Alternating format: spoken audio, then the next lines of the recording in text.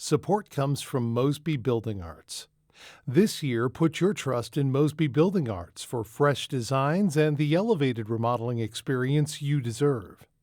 Inspiration at callmosby.com.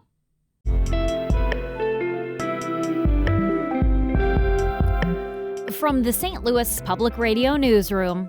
Yes, I made it into the newsroom.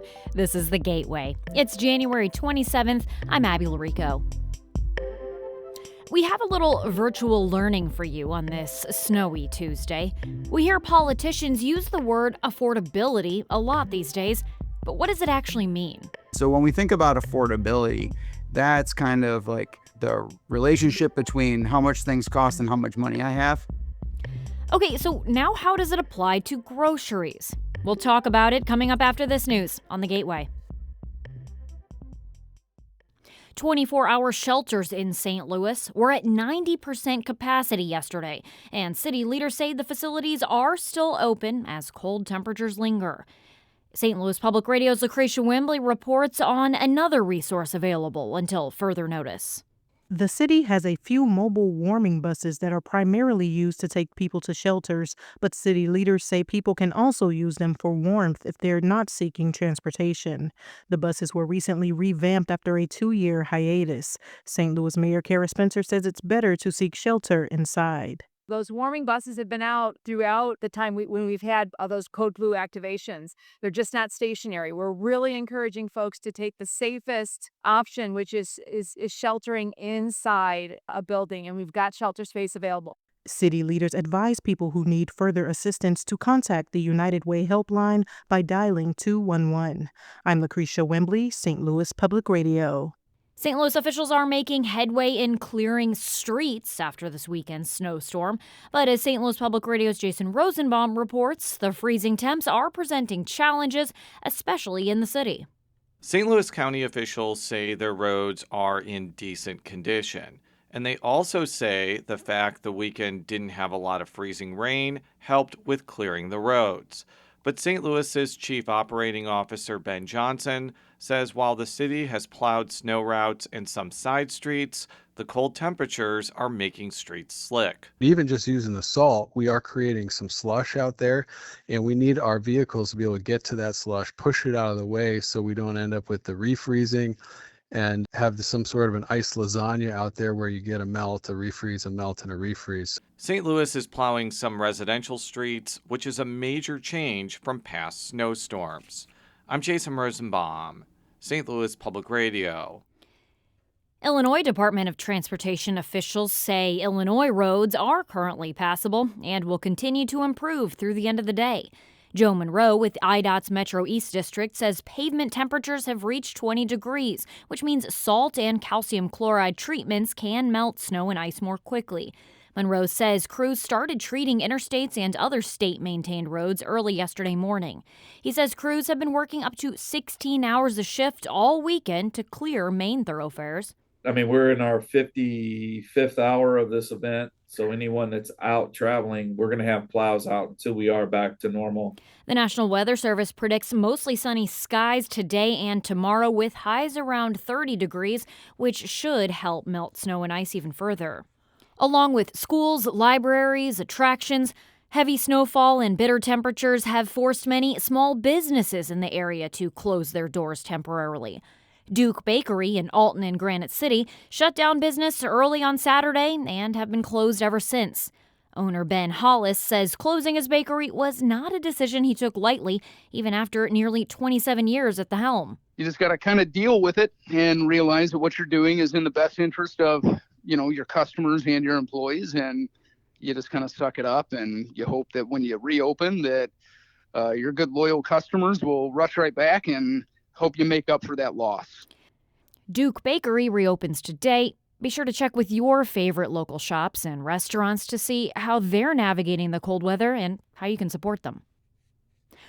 Alton Steel announced it will close its doors this week. The Metro East mill has been in business for 25 years. Its leaders now say it faces insurmountable challenges like aging infrastructure, intense competition, and industry consolidation. The decision means 253 employees will be out of work by the end of the week. CEO Chris Irvin says it was a painful decision, but the privately held firm couldn't compete with publicly traded companies. About 200 Alton Steel employees are represented by the United Steelworkers Union, which could not be immediately reached for comment. Both sides made closing arguments yesterday in a court case that could decide the fate of abortion rights in Missouri. Noah Taborda reports. Arguments from both Planned Parenthood and state attorneys centered on what laws are common sense for women. On one side, the state's case highlighted instances where rare complications might necessitate extra protection for pregnant people.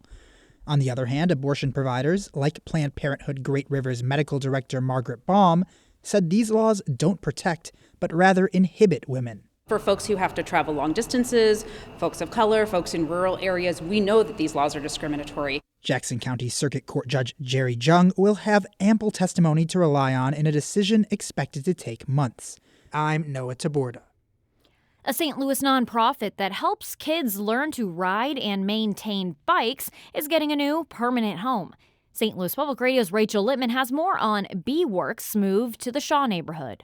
The move to a former church building at Grand and Flora marks a homecoming for B-Works, which has its roots in Shaw. The organization will officially purchase the building on Friday and expects to move in fully by next spring. Executive Director Patrick Vandertine says B-Works has been setting aside money for the move for 15 years. We've been bouncing around for 38 years from space to space to space to space. And every time we move, it is extremely disruptive. Vandertine says the additional space will allow B-Works to continue its double-digit growth and add more programs. I'm Rachel Littman, St. Louis Public Radio.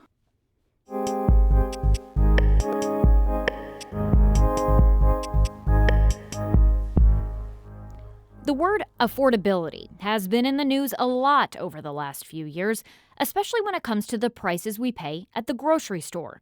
Holly Edgell of the Midwest Newsroom recently spoke to consumers and experts about affordability 1 year into President Donald Trump's second term. She talked with STLPR's Brian Moline about what she learned. Holly, we're just over a year into President Trump's second term. He campaigned heavily on affordability, saying he would bring prices on groceries and other items down on day one. Has that happened? In a word, no. What has happened is that the trajectory of prices, which started in COVID, has just continued to tack upward. And he did say that on day one, a vote for him would mean a reduction in prices. And that's kind of a big promise. And I think that we found that economic forces are conspiring against that. And in fact, grocery prices continue to grow locally and around the country. So we're looking specifically here at grocery prices in St. Louis. How do they compare to the rest of the country? For a variety of economic factors, St. Louis grocery prices tend to be a little bit lower than, say, if you're looking at Chicago or you're looking at Atlanta. But for us in St. Louis, that's cold comfort because prices are still higher than they were 5 years ago. So you might say, well, here in St. Louis, eggs are a little bit cheaper now compared especially to another city. But for us, we're still looking at higher prices than we were paying just about 5 years ago. We've been talking in this conversation about inflation and affordability, and those two terms are certainly related, but they're not exactly the same thing. How should we think about the difference? Sure. Well, I asked that question to Charles Gascon. He's an economist at the St. Louis Fed, and he explained it pretty well. So when we think about affordability, that's kind of like the relationship between how much things cost and how much money I have. So do I have enough money to buy the things that I need or that I want to buy? And when we think about inflation, it's how are prices changing over time, typically measured over a 12-month period. And Holly, we've been talking about some pretty sketchy news on prices and inflation here. Is there some good news that we can share on prices? Sure. So one thing that's happened is eggs are cheaper. Eggs became a big talking point during the presidential campaign as a kind of symbol for higher prices at the grocery checkout line. But now we're seeing those come down. Those high prices were largely due to bird flu outbreaks over several years around the country. So that's under control. Eggs are coming down. The other thing is that the overall inflation rate in the nation is cooling. Another economist told me we're still in positive inflation territory, so we still are going to see that sort of pinch in our pocketbooks. However, the rate of inflation is slowing, so that's also good news. Holly Edgell is the managing editor of the Midwest Newsroom. You can read much more about her coverage on prices, especially grocery prices in the St. Louis area and across the country. You can find that at stlpr.org. Holly, thank you so much. Thank you, Brian. Holly was speaking there with STLPR's Brian Moline. The Gateway is a production of St. Louis Public Radio, a listener-supported service of the University of Missouri-St. Louis. Music by Ryan McNeely of Adult Fur. I'm Abby Larico, and from the St. Louis Public Radio Newsroom, thanks for listening to The Gateway.